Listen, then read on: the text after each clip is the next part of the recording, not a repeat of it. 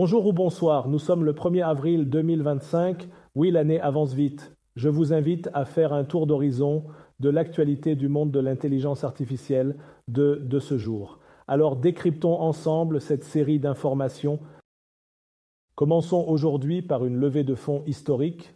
OpenAI frappe un grand coup avec une levée de 40 milliards de dollars, portant sa valorisation à 300 milliards. Un montant vertigineux qui confirme le statut de géant de l'intelligence artificielle. Derrière cette opération colossale, on devine des ambitions mondiales, renforcer la R&D, séduire les entreprises, mais aussi riposter face à la montée en puissance d'Anthropic et Google. Une course au leadership technologique qui prend désormais des allures de guerre froide numérique. Parlons maintenant de sécurité, un sujet brûlant dans le monde de l'IA. Anthropic muscle sa politique de prévention contre les usages malveillants de ses modèles d'intelligence artificielle. Au programme, des audits renforcés, des limitations d'accès et de nouvelles équipes dédiées à l'éthique. Une réponse directe aux critiques croissantes sur la prolifération des outils de deepfake ou de cyberfraude et un moyen aussi de se positionner en acteur responsable dans la jungle des laboratoires d'IA. On a aussi une nouveauté du côté de Manus AI. La start-up lance ses abonnements payants et dévoile sa première application mobile. Un virage stratégique attendu qui marque l'entrée de Manus dans le grand bain des applications B2C où ChatGPT, Perplexity ou Claude font déjà la course en tête. La question, saura-t-elle se différencier par son interface, ses performances ou sa stratégie tarifaire? Amazon, de son côté, sort l'artillerie lourde avec Alexa Plus. Déployé aux États-Unis, ce nouvel assistant vocal embarque des fonctions enrichies d'intelligence artificielle générative. Mais attention, certaines fonctionnalités promises sont reportées, faute de tests concluants. Une prudence qui révèle la complexité d'intégrer l'IA dans des objets du quotidien, où la tolérance à l'erreur est bien plus faible que sur un chatbot. Il y a aussi Apple qui entre à son tour dans la danse, mais en douce. La firme à la pomme plancherait sur des agents IA spécialisés en santé, capables d'accompagner les utilisateurs dans le suivi médical, les diagnostics préliminaires ou les conseils de bien-être. Si cela se confirme, c'est une nouvelle étape majeure, celle où l'IA sort des bureaux de développeurs pour s'introduire dans notre intimité biologique. Et pendant ce temps, Isomorphic Labs lève 600 millions de dollars. Cette spin-off de Google DeepMind s'est donnée pour mission de révolutionner la découverte de médicaments grâce à l'IA. Une promesse de médecine accélérée, personnalisée et lucrative. Avec un tel financement, le secteur biopharma est clairement en train de devenir l'un des terrains de jeu préférés des géants de la tech.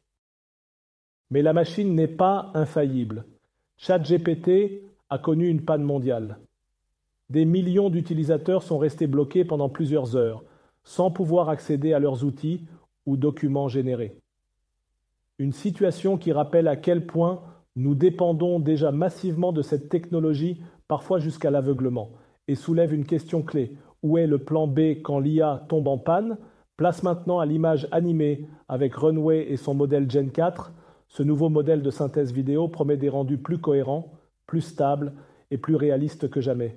Un outil qui pourrait bien transformer à nouveau le monde du montage, du cinéma et du contenu viral.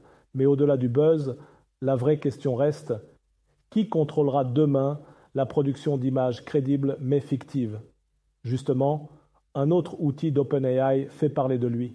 Son générateur d'images peut créer des reçus factices, une fonctionnalité qui, à première vue, semble anodine. Mais elle soulève des préoccupations sérieuses. Si n'importe qui peut générer de faux documents administratifs crédibles en quelques clics, que reste-t-il comme barrière contre la fraude et la désinformation numérique? Côté voix, la start-up du cofondateur d'Oculus intrigue. Sa jeune pousse spécialisée en IA vocale s'apprête à lever des fonds auprès du puissant fonds Sequoia. Encore confidentielle, la technologie pourrait bouleverser la synthèse vocale, en particulier dans les jeux vidéo, les assistants ou la création de contenu. Reste à voir si le produit sera à la hauteur des attentes, très élevées.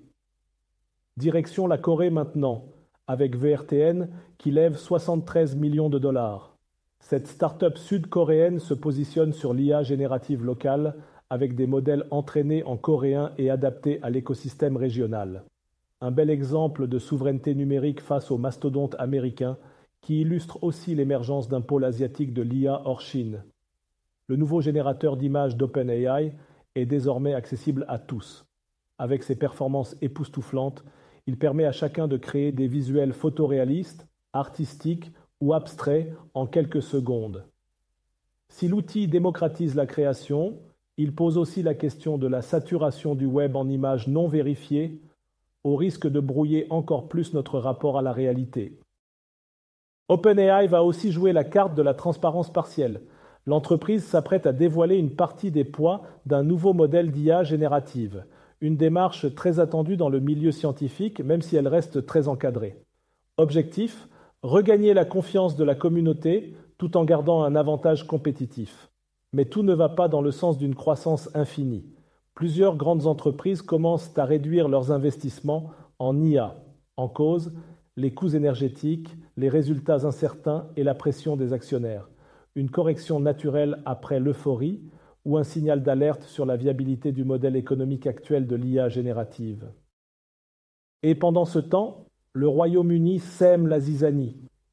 Une réforme du droit d'auteur en préparation vise à faciliter l'entraînement des IA, quitte à sacrifier les droits des designers, tollé dans l'industrie créative qui accuse le gouvernement de piétiner la propriété intellectuelle au nom de la compétitivité technologique.